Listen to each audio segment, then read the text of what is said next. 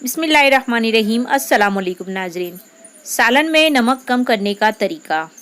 कच्चा आलू हंडिया में घुमाने के बाद 10 मिनट के बाद आलू हंडिया से निकाल लें। आलू तमाम नमक जज्ब कर लेगा। पनीर को ज़्यादा देर तक रखने का तरीका।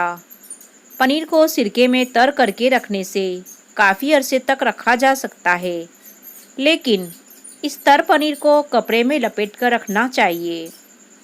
फलों को ताज़ा रखने के लिए फलों पर नींबू का अरक छिड़क देने से फल काफ़ी अरसे तक ताज़ा रहते हैं।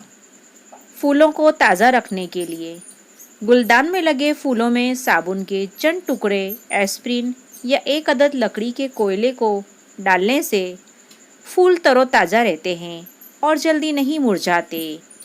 कम गैस में अंडे उबालने का तरीका।